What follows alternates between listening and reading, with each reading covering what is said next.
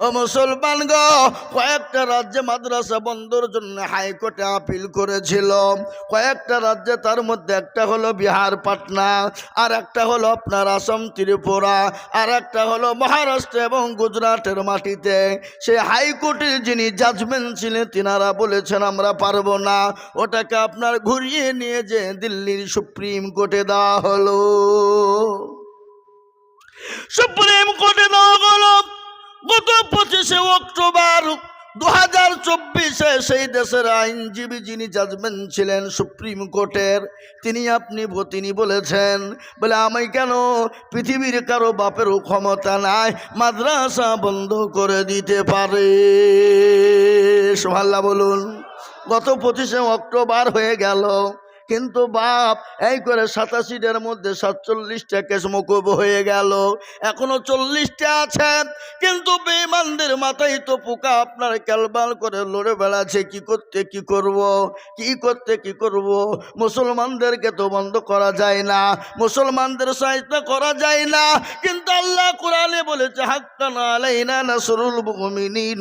মুমিন যারা হয়ে যাবে আল্লাহ তাদের জান মাল ইজ্জতের হেফাজতের দায়িত্ব আমার আল্লাহ। আজকে শুনে নেন, তারপরে আর একটা আইন তারা বের করতে চলেছে। দোয়া করেন আগামী, এটা তো ফেব্রুয়ারি মার্চ মাসে কি ফেব্রুয়ারি, জানুয়ারি, ফেব্রুয়ারি, মার্চের 10 তারিখে আইন পাস করার কথা দিয়েছে। কি কথা জানেন? আজকে তারা বলছেন মুসলমানদের জন্য উপকার, যেন তেন উপকারে ওয়াকাবকে কেড়ে নিতে হবে। ওয়াকাব বোর্ড বুঝেন না, ওয়াকাব সম্পত্তি। আজ আমি তাদেরকে বলতে চাই, বন্ধু, আজকে বুদ্ধ ভাইদের অনেক ওয়াকাব সম্পত্তি আছে, অনেক খ্রিস্টানদের ওয়াকাব সম্পত্তি আছে, অনেক হিন্দু ভাইদের ওয়াকাব সম্পত্তি আছে, তাতে তো তোমরা হাত মারো না। কিন্তু মুসলমানদের সম্পত্তির উপর এত লোভ কেন? মুসলমানদের ওয়াকাবকে কেড়ে নিতে চাও কেন? আজকে শুনে নেন বর্ধমানওয়ালারা, আজকে যদি তারা ওয়াকাব সম্পত্তি কেড়ে নেয়, কিন্তু মুসলমান গো, ওয়াকাবের সঙ্গে মুসলমানদের ধর্ম কর্ম ইবাদত জড়িয়ে আছে। খোদানি কাজটা যদি যদি তারা ওয়াকাব বোর্ডকে কেড়ে নেয়, ওয়াকাব সম্পত্তি যদি তারা পাস করে ফেলে, তাহলে আপনার মসজিদে আপনি আজান দিতে পারবেন না, নামাজ পড়তে পারবেন না। আপনার বাপ যদি মারা যায়, আপনি জানাজা পড়ে কবর করে মাটি দিতে পারবেন না। এখান থেকে আপনাদের নোকাল তারা রায়নায় পাঠাতে হবে কাগজ, ওখান থেকে বর্ধমান টাউনে যাবে, বর্ধমান থেকে আপনার কলকাতা হাইকোর্টে যাবে, কলকাতা হাইকোর্ট থেকে দিল্লি সুপ্রিম কোর্ট যাবে, ওখান থেকে আইন পাস হবে, তারপরে আপনি আপনার বাপকে কবর করে মাটি দিতে পারবেন। কিন্তু মুসলমান, কিন্তু শুনেলেন, আমরা তো ওয়াকাব সম্পত্তি ছেড়ে দিব না, দিব কথা বললে কেন দিব? আমরা জীবন বেঁচে থাকতে ওয়াকাব সম্পত্তি আমরা বেঈমানদের হাতে তুলে দিব না। প্রয়োজন হলে আমরা আবার রক্ত দিয়ে, আমরা জীবন দিয়ে, তারপরেও আমরা ইনশাল্লাহ ওয়াকাবকে রক্ষা করব। বলুন ইনশাল্লাহ, বলুন। আজকে আমি বলি, আজকে মুসলমানদের অস্ত্র নাই, মুসলমানদের ক্ষমতা নাই, মুসলমানদের লাঠি সুটা নাই, কিন্তু মুসলমানদের একজন আছে, তিনি হলেন কে? জোরে বলুন। খেলো না সমাজকার, হামে না বরবাদ করনা, হাম কিসি কো বনি হুই হ্যায়। আমাদেরকে খেলার পুতুল মনে করো না, আমাদের একজন স্রষ্টা আছে, সে স্রষ্টার নাম হলো আল্লাহ। আচ্ছা বলুন, বর্ধমানের মানুষ, আল্লাহ আছে না মরে গেছে? শক্তি কমে গেছে বুঝি? বুড়ো হয়ে গেছে? না, যে আল্লাহ ছিল, আছে, আগামী তো থাকবে, বলুন ইনশাল্লাহ। এবং মুসলমানদেরকে ইনশাল্লাহ সাহায্য করবে। গোটা পৃথিবী আপনার একদিকে হয়ে গেলেও ইসলামকে মিটাতে পারবে না। ইসলামের মালিককে? জোরে বলুন। ফেরাউন চেয়েছিল, পেরেছে। নমরুদ চেয়েছিল, পেরেছে। আবু জেহেল, আবু লাহাব পেরেছে। ইনশাল্লাহ তারা যখন পারেনি, এই যুগের বেঈমানরা ইসলামকে, কোরআনকে মিটিয়ে দিতে পারবে না। একবার হাতটা উঁচু করে দিয়ে বলুন ইনশাল্লাহ। অনেকে তুলল না, ওরা মনে করছে তুললে বিপদ। এ বাবা না, ওরা মনে করছে কেউ দেখতে পাবে না, কিন্তু যেটা কেউ দেখে না সেটা কে দেখে? আরো জোরে বলুন। যেটা কেউ জানে না সেটা কে জানে? যেটা কেউ বোঝে না সেটা কে বোঝে? এই মুসলমান রাইনার মানুষ তো চালাক, খুব চালাকেরা। কেন? মৌলবি বাকি দেখবে, ও দেখতে পাবে। এবার এই গ্রামটার নাম ভুলে দিয়েছি আমি, ধারান। এ বাবা, ধারানের মানুষ তো খুব চালাক। লুটা বদনা বোঝেন না আপনারা? বুঝেন? বদনাই করে পানি নিয়ে মাঠে গেছে কি করতে? কন কন কন পায়খানা করতে। পায়খানা করে পানি খরচ করতে গিয়ে দেখছে বদনা ফুটু, পানি সব পড়েছে। হাই হাই হাই হাই, কাল মুর্শিদাবাদ থেকে আজিজুল হক আসলো, তাই ঠকাতে পারলো না, আর তুই বদনা ঠকিয়ে ফেললে। দাঁড়া, তুই কাল কি কুকিরে ঠকাইস আমি দেখবো। ও আবার তারপর দিন বদনাই করে পানি নিয়ে গিয়ে বলছে আজকে আগে পানি খরচ করবো, তারপরে গা পায়খানা ফিরবো। এ বাবা ঠকলো না জিতলো? আজও ঠকলো।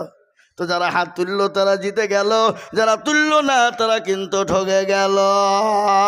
সবাই বলে আমি ভালো, আমি জানি কি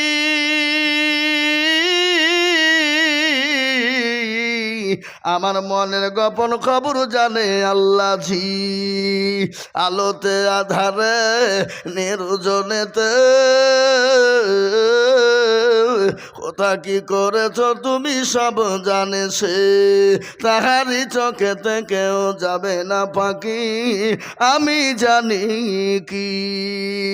মুসলমান গো, সকলের সঙ্গে চালাকি চলবে, আমার আল্লাহর সঙ্গে চালাকি চলবে না। সকলের সঙ্গে চিটারি বাটপারি চলবে, আমার আল্লাহর সঙ্গে চিটারি বাটপারি চলবে না। আজকে আমি আপনাদেরকে বলি, আজকে যারা চেষ্টা করে ইসলামকে মিটিয়ে দিতে, কিন্তু শুনেলেন ওই যে আমেরিকা বিশ্বের সব থেকে দেশের দাদা, নিজেকে বলেছিল আমি সব থেকে বড় দাদা, বলেছে নাই? জোরে বলুন। বলেনি? সবার সামনে আপনার বলেছে আমি বড় দাদা। কিন্তু কিছুদিন আগে আমেরিকা ক্যালিফোর্নিয়ায় আগুন জ্বলে গেছে, আপনারা জানেন? জানেন না গো? ক্যালিফোর্নিয়াতে এমন আগুন জ্বলে গেল, তুমি তো বিশ্বের দাদা, পৃথিবীর কোনো মেশিন নাই, পৃথিবীর কোনো ফায়ার ব্রিগেড নাই, পৃথিবীর কেউ নাই যে ওই আগুন লিভাইতে পারে। কিন্তু তোমাদের কোটি কোটি টাকা সম্পদ নষ্ট হয়ে গেল। ও নাহলে স্বীকার করো আল্লাহ একজন আছে। ওই আগুনটা যদি ভারতের কোনো মানুষ লাগিয়ে দিত, কথা বলেন না কেন?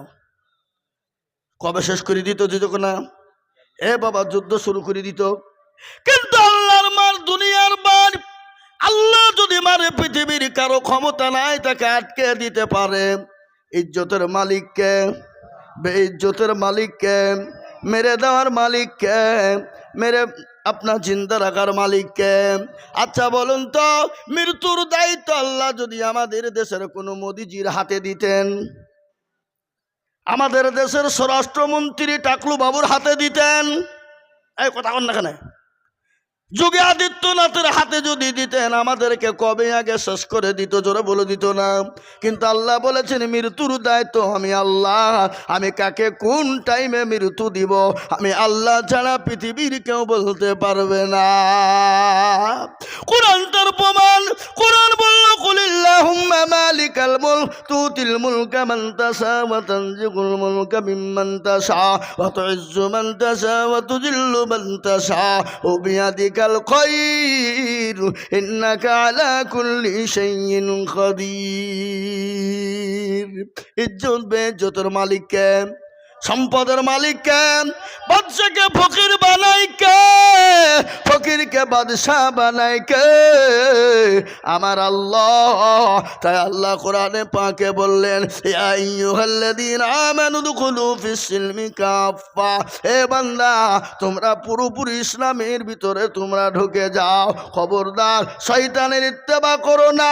প্রকাশ্য তোমাদের আমাদের দুশমন হলো শয়তান, তোমাদেরকে জাহান্নামের মধ্যে নিয়ে যাবে। কিন্তু মুসলমানের দোষ আছে না নাই? কথা কন না কেন? মুসলমান দোষ আছে না নাই? আজকে মুসলমান নামাজ পড়ে, আজ মুসলমান নামাজ, কথা বলে নামাজ পড়ে কি? কোরআন পড়ে। আজকে মুসলমান নামাজ পড়ে না। 98% মুসলমান নামাজ পড়ে না। ক% পড়ে? 2%, 5% লয়, 2% মুসলমান নামাজ পড়ে। কি আজান দিছে? ফোন করছে কেন? এই ফোন করছে কেন গো? আল্লাহু আকবার।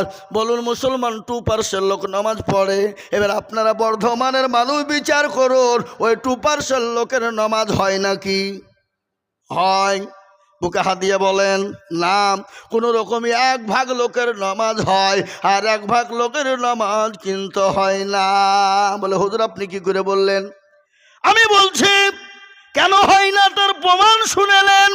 মুরব্বি, দাড়ি পেকে গেছে, চুল পেকে গেছে, চোখে নরম হয়ে গেছে, দাঁতগুলো আপনার লড়ে গেছে, চলে না। 15 বছর 20 বছর ধরে নামাজ পড়ে, কিন্তু ইমাম সাহেবকে জীবনেও কোনোদিন বলল না হুজুর আপনি তো আমাদের ইমাম, আমাদের নামাজটা একটু ঠিক করে দেন, কোরআনটা ঠিক করে দেন, সূরা গালা ঠিক করে দেন। আত্তাহিয়াতু জানে না, দুরূদ শরীফ জানে না, দোয়া কোনো জানে না, দোয়া মাসুরা জানে না, ইন্না তাইনা কুল। দেখা যায় তার মধ্যেও 20টা ভুল আছে না নাই? জোরে বলুন, আছে না নাই? এরা শিখেও না, শিখার চেষ্টাও করে। কেন? যদি দেখে বাইচান্স যদি মৌলবীর কাছে যায়, আর মৌলবী যদি আমার ভুল ধরিয়ে ফেলে, তাহলে মৌলবীর কাছে আমার মুরলি মাতাব্বরি চলবে না, মুরলি মাতাব্বরি চলবে না। আর আমাদের দেশের ইমাম সাহেবরা, এখানে ইমাম সাহেব তো মনে হয় না আছে, হুজুর আছে নাকি? ইমাম সাহেবরা এরাও কিন্তু কোনো মুসল্লি কাজ পর্যন্ত ডেকে বলে না চাচা আপনি তো আমার মুসল্লি, নামাজ পড়ছেন, তা আসেন একটু আত্মাহিয়াতুর দুরূদ শরীফটা ঠিক করে দিই, সূরা গালা ঠিক করে দিই। জীবনে ইমামরা মুসল্লিদেরকে বলে না। বলে? কথা কন না কেন? বলে? বুঝলিবে কেন? তার কারণ আছে তো, নাকি বুঝেন আপনারা? কারণ নাই? কারণ হলে এই বলে 5,000 টাকা বেতন, তোমাদের ভাগ্য ভালো, অজু করে নামাজ পড়াই, বেশি কায়দা করলে বিনা অজুতে নামাজ চালিয়ে দিব, শালা তোর নামাজ হলি বা কি না হলি বা কি, বিনা অজুতে। কথা কন না কেন?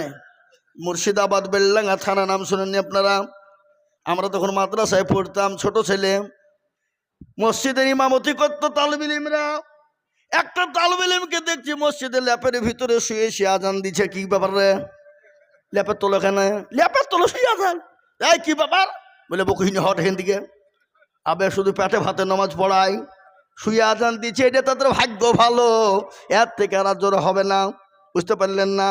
আজকে বলুন তো, আজকে সমাজে আলেমদের ইজ্জত কমিয়ে দিয়েছে কারা? মান কমিয়ে দিয়েছে কারা? আমরা নিজেরা। আজকে ছেলেকে ইংলিশ মিডিয়ামে দিই, বলে মাস্টার যত টাকা লাগে দিব, ছেলেকে ইংলিশ মিডিয়ামে ইংলিশ ম্যান শোধ করতে হবে। আমি মানা করব না, আপনার ছেলেকে আপনি মাস্টার বানান, ডাক্তার বানান, জজ বানান, উকিল বানান, ব্যারিস্টার বানান, বিএ ডিএড করান, কোনো রকমের বাধা দিব না, শিক্ষিত করেন, কোনো বাধা নাই। কিন্তু আপনি বলেছেন হুজুর গো স্যার আমার ছেলেকে বাংলাটা ভালো করে পড়াবেন, যত টাকা বেতন লাগে আমি দিব, ছেলেকে ইংলিশ ম্যান ভালো করে করবেন, যত টাকা লাগে আমি দিব। কিন্তু বর্ধমানের মানুষ একটা লোক বুকে হাত দিয়ে বলুন, বলে হুজুর আমার ছেলেকে একটু কোরআনওয়ালা বানান, আমি যত টাকা লাগে আমি দিতে রাজি। এরকম লোক পাওয়া যাবে? কথা বল না কেন? একজনকে পাওয়া যাবে। আজকে মধ্যে যে যুগে যে অমিত স্যার আপনার দোষ দিলে হবে না। আজকে আমাদের ভিতরে অমিতজি যুগিজি বসে আছে না নাই? জোরে বলুন। মুসলমানদের ভিতরে আছে না নাই? কথা কন না কেন? মাদ্রাসা দেখলে লাখ ছিটকায়, কোরআন পড়া দেখলে লাখ ছিটকায়, তালবে ইলিমদেরকে দেখলে লাখ ছিটকায়, আর তালবে ইলিমদেরকে ধরে বলে তালবে ইলিম শোন, ইংরেজি জানিস, ইংলিশে কথা বলতে পারবি। তালবে ইলিমদেরকে বলে, আমি বলবো হতভাগা, ইংরেজি শেখা তো ফরজ লয়। কি গো ফরজ নাকি? কথা কন না কেন? ইংলিশ শেখা কি ফরজ? আজকে তাদেরকে বলে ইংলিশ জানিস, আমি তাদেরকে বলবো তুই তো মুসলমানের বাচ্চা, তোকে যদি বলা হয় তুই তো মুসলমানের ঘরের ছেলে, তুই কি কোরআন পড়তে জানিস? বলেন কোরআন পড়া ফরজ না কি? জোরে বলুন ফরজ কিনা? প্রতিটি নর নারীর জন্য কোরআন শিক্ষা হলো ফরজ। আজকে কোরআন পেয়েছি আমরা অবহেলা করে শেষ করে দিই। আমরা কোরআন পড়ি না, কোরআনকে পড়তেও চাই না, কোরআনের মান দিতে জানি না। আমাদের দেশের যুবকরা রাত্রি 12টায় একটা দুটো তিনটে পর্যন্ত মোবাইল নামের গজব নিয়ে তারা ফ্রি ফায়ার খেলে, পাবজি গেম খেলে। আপনাদের দেশে নাই? এই দেশ আছে? হ্যাঁ, চলে।